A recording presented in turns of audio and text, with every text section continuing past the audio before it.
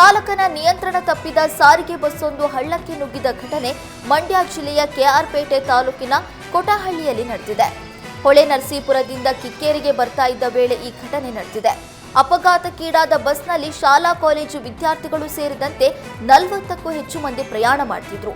ಅದೃಷ್ಟವಶಾತ್ ಸಣ್ಣ ಪುಟ್ಟ ಗಾಯದೊಂದಿಗೆ ಎಲ್ಲರೂ ಪ್ರಾಣಾಪಾಯದಿಂದ ಪಾರಾಗಿದ್ದಾರೆ. ಘಟನಾ ಸ್ಥಳಕ್ಕೆ ಪೊಲೀಸರು ಭೇಟಿ ನೀಡಿ ಪರಿಶೀಲಿಸಿದರು. ಚಿಕ್ಕಮಗಳೂರಿನ ಶೃಂಗೇರಿ ಅರಣ್ಯ ವ್ಯಾಪ್ತಿಯಲ್ಲಿ ಬಂದೂಕು ಪತ್ತೆಯಾಗಿದ್ದು ಆತಂಕ ಸೃಷ್ಟಿಸಿದೆ. ತಿರುಗುಣಿಬೈಲು ಅರಣ್ಯ ವ್ಯಾಪ್ತಿಯಲ್ಲಿ ಎಸ್ಬಿಎಎಲ್ ಬಂದೂಕು ಸಿಕ್ಕಿದೆ.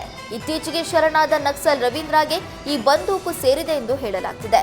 ಭೂಮಿ ಒಳಗೆ ಹೂತಿಟ್ಟಿದ್ದ ಬಂದೂಕು ಹಾಗೂ ಜೀವಂತ ಗುಂಡುಗಳನ್ನು ಪೊಲೀಸರು ವಶಪಡಿಸಿಕೊಂಡಿದ್ದಾರೆ. ಅಪರಿಚಿತರ ಹೆಸರಿನಲ್ಲಿ ಶೃಂಗೇರಿ ಪೊಲೀಸ್ ಠಾಣೆಯಲ್ಲಿ ಪ್ರಕರಣ ದಾಖಲಿಸಲಾಗಿದೆ. ಅಕ್ರಮವಾಗಿ ಸಂಗ್ರಹಿಸಿದ್ದ 1 ಕೋಟಿ ಮೌಲ್ಯದ 180 ರಕ್ತಚಂದನ ತುಂಡುಗಳನ್ನು ವಶಪಡಿಸಿಕೊಳ್ಳಲಾಗಿದೆ. ಹೊಸಕೋಟೆ ತಾಲೂಕಿನ ಕೆಟ್ಟಿಗೇನಹಳ್ಳಿ ಗ್ರಾಮದಲ್ಲಿ ಈ ಘಟನೆ ನಡೆದಿದೆ. ತಿರುಪತಿಯಿಂದ ರಕ್ತಚಂದನಗಳನ್ನು ತಂದು ಹೊಸಕೋಟೆಯ ನೀಲಗಿರಿ ತೋಪಿನಲ್ಲಿ ಖದೀಮರು ಬಚ್ಚಿಟ್ಟಿದ್ರು.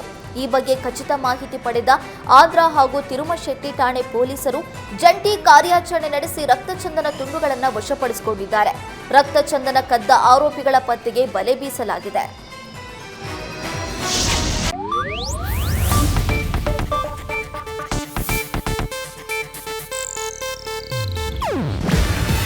ಇದು ಏಷ್ಯಾನೆಟ್ ನ್ಯೂಸ್ ನೆಟ್ವರ್ಕ್ ಪ್ರಸ್ತುತಿ. ನೀವು ನೋಡ್ತಿದ್ದೀರಾ ಏಷ್ಯಾನೆಟ್ ಸುವರ್ಣ ನ್ಯೂಸ್.